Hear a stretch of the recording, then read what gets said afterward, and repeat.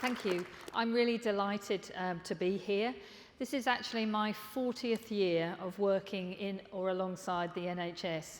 I started out as a young carer, and my first paid job was a hospital cleaner, and I have much to thank the NHS for.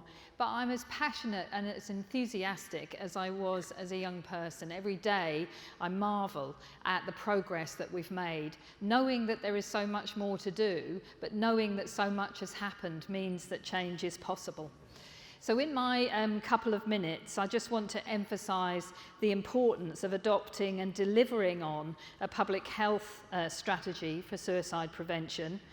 I want to highlight and give you my take on the findings of the NHS Staff and Learners Mental Wellbeing Commission. I was a commissioner on that, to emphasise the significant role that the NHS could play in mental health and wellbeing and suicide prevention of its workforce.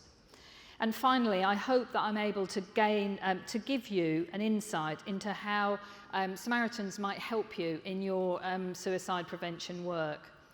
So just a moment on Samaritans. Samaritans is an incredible organisation. Of course, I'm biased. But to start out as a social movement, started in 1953, one man, one phone. It was the first telephone helpline in the entire world, and people thought that Samaritans were strange to think that we could use this newfangled thing called the telephone to provide emotional support. And here we are today. We took 5.5 million contacts last year. Every 6 seconds, somebody is calling Samaritans or contacting Samaritans through phone, text, email. We have web chat, live piloting this week. Or face-to-face. We're most known for our crisis work, but we work in prevention work, in campaigning, in policy work, going out and being where people are. We go out on soup kitchens, we go to food banks, we just try to be where people are. We also have partnership work, our partnership with Network Rail coming into its 8th year, a huge transformation of a whole industry and a whole approach to suicide prevention. We work in every prison in the country. We train prisoners to offer peer support to each other. We've been doing that for 27 years. We work a lot in the NHS, emergency departments, GPs, the STPs, mental health teams, but we're very much a complementary service. Our whole organisation is based on the importance of human connection, of being there. I'm a Samaritan volunteer as well as my day job, and I was reminded of a staggering call I took last week. 11 o'clock on a Friday evening, a man very, very angry, a lot of history, but today was the day and he couldn't do it any longer and he just needed to go, and he needed to go now. But he was driving and he was speaking to me on hands-free, and he was also, I think he'd been drinking. And I thought any minute I'm going to hear a bang and that's going to be him gone and probably some other people.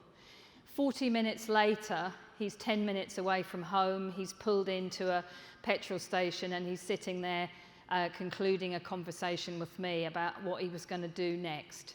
And I thought then, who else, where else would you talk? Would somebody be available to talk to you in that moment of crisis for 40 minutes, 11 o'clock on a Friday evening? But it's just simply being there and being a human being. So, so all of this work that Samaritans does, yet 90 minutes, so every 90 minutes somebody is likely to die. And that's going to be 13 people today. And the devastation that that brings with it for family, friends, work colleagues, and all of that is unbelievable. If you have a close relative who has died by suicide, you're 65% more likely to die from suicide yourself. So post-vention work is prevention work too. The National Suicide Prevention Strategy and all the equivalent strategies in nations are public health strategies because suicide is complicated. What we know is it's closely associated with socio-economic status. Suicide rates track recession. The pre-2008 suicide rates were the lowest that we have ever recorded, and for some age groups we still haven't recovered. A social recession is longer and deeper than an economic recession. But suicide is also unequal. 3 times as many men will die from suicide as women. 10 times, you're 10 times more likely to die if you're a middle-aged man from suicide than your male counterpart in another, in a higher economic group. And whilst the NHS has a crucial role to play, and being a critical partner, it clearly can't do it on its own. 2/3 of people who die from suicide are not in contact with any services in the year before they die. So it's clearly a public health thing. I hope that you recognise the model. This is a public health model. I've used this model since 1984. It's World Health Organization. It's seen me through many careers. But basically what it's saying is that the ball represents whatever life throws at you. Pushing the ball along represents adjustment. Adjustment is a key concept in mental health. One's ability to adjust to whatever is going on dictates your mental health. Service provision at the NHS, or if it was Samaritans, we offer human contact, support, information, education to that individual to say, let us help you adjust to what's going on. But of course, if we only support the individual and we don't understand the hill that is made up of disadvantaging factors, then we serve to perpetuate inequality, because only the people with the smallest hill will derive the most benefit from the input that we give them. And we heard a lot this morning about inequalities and the importance, and just that one, just the one on discrimination and stigma or social isolation, any one of those things creates a much bigger problem. So we must work to squeeze the hill at the same time as supporting the individual. And that's really what would make a more comprehensive suicide prevention approach, and why every local authority has now got a suicide prevention plan. And despite the fact that they have no money, they have all committed and they are all doing that work.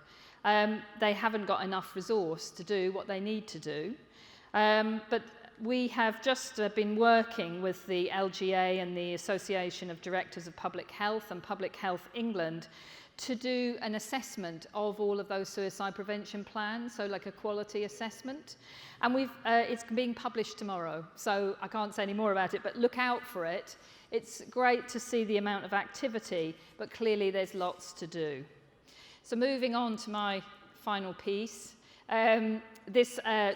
As I said, I was a commissioner, and I just wanted to take the opportunity to highlight this important piece of work. It's waiting to be funded, and I don't want anyone to forget about the importance of it while we're waiting. I'm told it's all going to be fine, but it seems to be in a bit of a logjam. The emergent themes, I have to say, I mean, my daily job involves listening to quite a lot of harrowing information. And as a commissioner, listening to the stories of the families who were bereaved and the stories of people who have experienced suicidal attempts and thoughts was really harrowing. And probably the standout things for me were the heightened sense of stigma and the barriers to help seeking that people who work in the caring professions face, and people going to the absolute extremes to avoid help because of the consequences that they fear. So a stigma much heightened than I'd seen elsewhere. The other thing that I really noticed was that last point there about isolation from support systems and networks. You've got students who don't really belong in university and they don't really belong in the NHS. Their loss of community, their loss of identity was marked. Stories I heard of a student nurse who had worked in a pizza place overnight, done a shift, been doing bank work, was trying to get an essay in, who was in debt, none of which anybody knew, and now she's not here anymore. I heard stories of people who had eaten like a handful of nuts in the last 48 hours was the only thing they ate in the day before they died. I heard about people who had killed themselves, who weren't at work, but nobody missed them for 3 days. How did this disconnection come about? It's a vital thing. Social support and networks are vital for our mental health and well-being, and we need to do so much more. So there are a number of recommendations there, and I hope that they all get delivered, because there is such a powerful case for change, and amongst all the workforce challenges, there is so much more that can be done. So my final point is just to say that if you're keen to tap into Samaritan knowledge and experience, if you're keen to network beyond the health sector, we are very proud to host the National Suicide Prevention Alliance, which provides for England, I should say. It's free to join. There's a knowledge and resource hub. There's lots of activities. There's about 400 organisations. The bias is more towards local authority and local community and voluntary sector.